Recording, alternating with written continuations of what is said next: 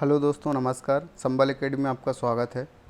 आज हम लोग पारिस्थितिकी पिरामिड से संबंधित जो पिछले ईयर में क्वेश्चन पूछे गए हैं उनके बारे में देखेंगे और पारिस्थितिकी पिरामिड क्या होता है उसके बारे में समझेंगे। और आप देखे होंगे कि पिछले ईयर में ही एमपीपीएससी में इसके क्वेश्चन यहाँ से पूछे गए हैं। तो आइए स्टार्ट करते हैं। सबसे पहले ये देखते हैं कि इसके जनक कौन है ना। पारिस्थितिकी पिरामिड के जनक कौन हैं? तो पारिस्थितिकी जो पिरामिड के जनक हैं वो कौन है? अल्टर महोदय हैं। कौन है? अल्टर महोदय हैं। और इसमें से आप देखेंगे कि मेयर महोदय। इनके दोनों लोग को आपको नाम ध्यान रखना है। किसका किसका ध्यान रखना है? नाम अल्टर महोदय का, और यहाँ आपको ध्यान रखना है अल्टर महोदय का और मेयर महोदय का। तो दोनों लोग का नाम ध्यान रखेंगे क्योंकि यहाँ से आपसे डायरेक्ट क्वेश्चन पूछा जाएगा कि जनक कौन है पारिस्थितिकी पिरामिड के। तो अल्टर और मेयर महोदय। फिर उसके बाद आप देखेंगे यहाँ कि पिरामिड के प्रकार देख लेते हैं। तो पिरामिड के प्रकार में हम लोग क्या देखेंगे कि यह कितने प्रकार के होते हैं। तो यह 3 प्रकार के मुख्यतः होते हैं। संख्या पिरामिड, क्या कौन सा पिरामिड? संख्या पिरामिड, बायोमास पिरामिड और ऊर्जा पिरामिड। तो तीनों के बारे में हम लोग क्रम वाइज देखेंगे और तीनों इंपॉर्टेंट हैं। कि संख्या पिरामिड, तो आपको ये ध्यान रखना है यहाँ कि अगर संख्या पिरामिड की बात की जा रही है तो आप उसमें जीवों की संख्या के बारे में, जैसे जीवों की जो संख्या होती है उस संख्या के आधार पर यहाँ बताया जाएगा कि कितने जीव हैं। और बायोमास पिरामिड के मतलब हो गया, देखो बायोमास का मतलब होता है कि किसी भी जीव में शुष्क कार्बन का जो परसेंटेज होता है वो जैव भार या बायोमास कहलाता है। तो उसमें कार्बन का परसेंटेज कितना है वह क्या बताएगा? बायोमास पिरामिड बताएगा। और जबकि ऊर्जा पिरामिड, ऊर्जा पिरामिड के अंदर ऊर्जा की जो मात्रा होती है, जो ऊर्जा की मात्रा है ना, ऊर्जा की मात्रा के से पता चलता है कि ऊर्जा किस प्रकार से ट्रांसफ़र हो रही है। तो आपको दिखेंगे कि हाँ आगे देखेंगे लिंडमैन का नियम कौन है और लिंडमैन किस प्रकार से बताते हैं कि ऊर्जा का ट्रांसफ़र पारिस्थितिक तंत्र में होता है। तो सबसे पहले हम लोग देखते हैं कौन सा? संख्या पिरामिड। संख्या पिरामिड किसी भी पारिस्थितिक तंत्र में वहाँ के जो जीव होते हैं, वो जो जीवों की संख्या होती है उसके आधार पर होता है। तो ध्यान रखेंगे वन के, सबसे पहले देखते हैं वन का पारिस्थितिक तंत्र जो होता है और जलीय पारिस्थितिक तंत्र। ये दो जलीय पारिस्थितिक तंत्र और जो वन पारिस्थितिक तंत्र है ये संख्या पिरामिड में सीधे बनेंगे। जबकि आप देखेंगे कि जब एक वृक्ष का अगर यहाँ बन रहा है तो एक वृक्ष का जो बनने वाला यहाँ पारिस्थितिक तंत्र है वो हमेशा कैसा हो रहा है? अपोजिट या उल्टा बन रहा है। तो आप इस बात को ध्यान रखेंगे कि संख्या पिरामिड जो होता है, संख्या पिरामिड हरदम क्या होता है कि वन में सीधा बनेगा। देखिए सबसे जो नीचे होगा आपके ध्यान रखने पड़ेगा, सबसे आधार तल में क्या होंगे कि उत्पादक वर्ग होंगे, फिर शाकाहारी होंगे, फिर इसमें मांसाहारी होंगे। सबसे टॉप पे टॉप मांसाहारी इस पे होते हैं, सबसे उच्च मांसाहारी। इसके बारे में आपसे जैसे पूछा जाएगा आपके क्वेश्चन कर सकते हैं कि यहाँ कौन कौन से, जैसे यहाँ मान लीजिए उत्पादक में हो जाएंगे तो यहाँ आपके कौन से हो जाएंगे? यहाँ उत्पादक में अगर पूछता है तो यहाँ जैसे मान लीजिए वन हो गया, वनस्पति हो गई। फिर शाकाहारी में क्या हो गए? तो यहाँ आपके हो जाएंगे जैसे भेड़ हो गई या बकरी हो गई। ठीक है, भेड़ यहाँ क्या हो जाएगी? बकरी हो जाएगी। फिर मांसाहारी की अगर बात करें तो यहाँ आपका जो भेड़िया होता है ना, जो सियार होता है उसको आप ले सकते हैं। तो यहाँ भेड़िया हो जाएगा।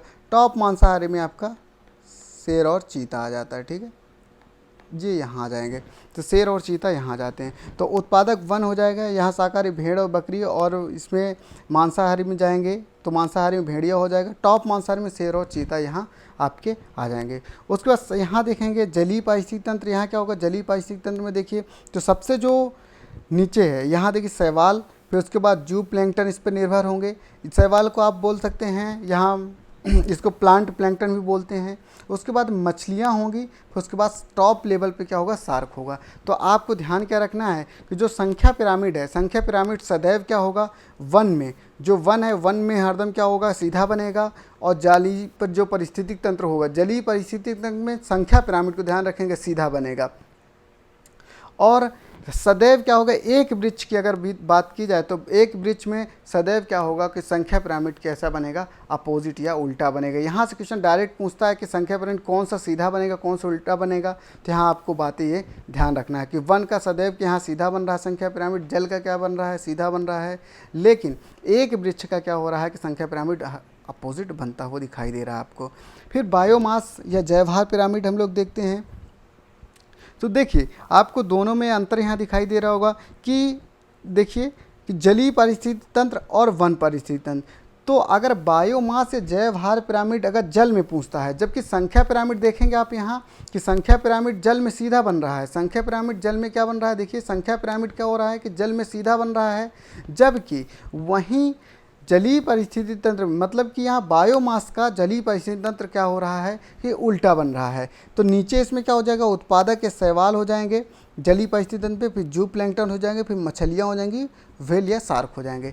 जबकि वन पारिस्थितिक तंत्र में मतलब सॉरी वन में क्या होगा, वन पारिस्थितिक तंत्र पे उत्पादक होंगे, शाकाहारी होंगे, मांसाहारी, टॉप मांसाहारी, यहाँ सीधा बनता हुआ दिखाई दे रहा है आपको। ठीक है, तो ध्यान रखेंगे बायोमास या जैव भार पिरामिड जल में कैसा बनेगा, जल में अपोजिट बनेगा, उल्टा बनेगा, जबकि वन में कैसा बनेगा, सीधा बनेगा।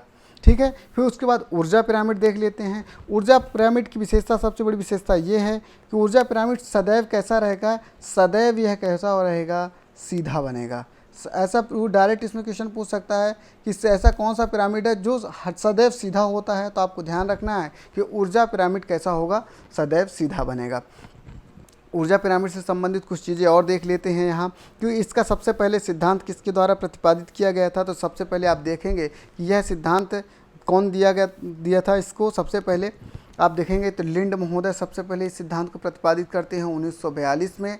और इसका मतलब क्या होता है कि देख लीजिए कि खाद्य कड़ी जो हमारी आहार जो श्रृंखला होती है, जाल होती है, तो खाद्य कड़ी के प्रत्येक स्तर पर उपभोक्ता द्वारा 10% ऊर्जा अपने शरीर भार में परिवर्तित की जाती है।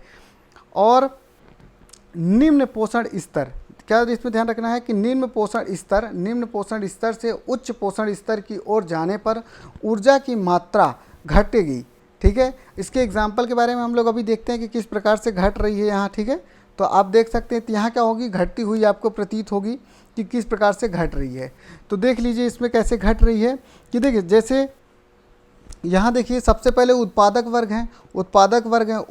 वर्ग में कितनी एनर्जी है, 1000 कैलोरी है। जैसे ही शाकाहार जो जीव होंगे उत्पादक को खाएंगे, मतलब यहाँ अगर आपकी घास है ना, अगर घास यहाँ है और इस अगर घास को अगर कौन खा रहा है कि उत्पादक वर्ग अगर खाएगा, ठीक है, ये आपकी क्या होगी, यहाँ छोटी छोटी घासें होगी। इस घास को जो उत्पादक वर्ग शाकाहारी खाएगा तो उसे 1000 कैलोरी में से कितनी 100 कैलोरी ऊर्जा ही प्राप्त होगी। और जब शाकाहारी को क्या मांसाहारी खाएगा तो उसके कितनी ऊर्जा प्राप्त होगी, 10 कैलोरी। और जिस प्रकार से मांसाहारी को अगर टॉप मांसाहारी खाएगा तो कितनी ऊर्जा प्राप्त होगी, 1 कैलोरी। तो मतलब ये 10% ऊर्जा ही क्या होगी कि ट्रांसफ़र होगी। तो यहाँ देखिए लिखा भी हुआ है कि जो पोषण स्तर है वो क्या हो रहा है कि यहाँ परिवर्तित होता रहा है कि एक पोषण स्तर से दूसरे पोषण स्तर पे जाने पर ऊर्जा का क्या और 10% भाग ही क्या होता है, स्थानांतरित होगा। तो यहाँ आपको समझ में आया होगा। फिर से एक बार देख लीजिए आप कि इसको लिंड का 10% का नियम या बोलते हैं, या ऊर्जा स्थानांतरण का नियम बोला जाता है, किसको, ऊर्जा पिरामिड में लिंडमैन महोदय द्वारा से सबसे पहले प्रतिपादित किया जाता है 1942 में। इसमें यह बताया गया कि खाद्य कड़ी के प्रत्येक स्तर पर उपभोक्ता द्वारा 10% ऊर्जा अपने शरीर में संचित की जाती है। निम्न पोषण स्तर से उच्च पोषण स्तर की ओर जाने पर ऊर्जा की मात्रा घटेगी। किस प्रकार से घट रही, तो देख लीजिए 10% 1000 से 100 हो रही है, फिर 10 हो रही है, फिर 1 कैलोरी ऊर्जा यहाँ ऊपर की ओर ट्रांसफ़र हो रही है। इसलिए जो टॉप मांसाहारी होता है इसलिए उसको क्या होती है कि जो भोजन होता है, भोजन की उसकी आवश्यकता अधिक होती है। ठीक है, तो ये आपको ये समझ में आया होगा कि जो टॉप मांसाहारी जीव होते हैं उनके लिए भोजन की आवश्यकता क्यों ज़्यादा होती है, क्योंकि उनको जो मिलने वाली एनर्जी होती है, ऊर्जा होती है, उसका परसेंटेज क्या हो जाता है, धीरे धीरे कम हो जाता है। तो एक पोषण स्तर से दूसरे पोषण स्तर पर ऊर्जा का स्थानांतरण 1/10 भाग ही होता है। तो कुछ बातें ये हैं जिन्हें ध्यान रखना आपको बिल्कुल निश्चित रूप से। वृक्ष का जो संख्या पिरामिड होता है वो सदैव उल्टा बनेगा। उसी प्रकार से जल का बायोमास जो पिरामिड होता है, जो जल का बायोमास पिरामिड होता है, और जो वृक्ष का संख्या पिरामिड होता है वह सदैव उल्टा बनेगा। इस बात को आपको ध्यान रखना है, नोट करना है कि वृक्ष का संख्या पिरामिड और जल का बायोमास पिरामिड सदैव उल्टा होगा। तो इस बात को आपको ध्यान रखना होगा और इसे आप ध्यान रखेंगे। और यहाँ आप देख सकते हैं कि यहाँ देखिए कि बायोमास पिरामिड जल का कैसा हो रहा है, ये देखिए यहाँ अपोजिट बन रहा है। और उसी प्रकार से आप देखेंगे यहाँ जो ये यहाँ देखिए वृक्ष वृक्ष का क्या हो रहा है कि एक वृक्ष का जो बन रहा है कौन सा पिरामिड, यह आपका संख्या पिरामिड, वह क्या बन रहा है कि उल्टा बनता हुआ दिखाई दे रहा है। तो यह वीडियो आपको अच्छा लगा होगा और इससे अलग क्वेश्चन नहीं पूछा जाएगा आपसे, ठीक है। तो बने रहिए संबल एकेडमी के साथ।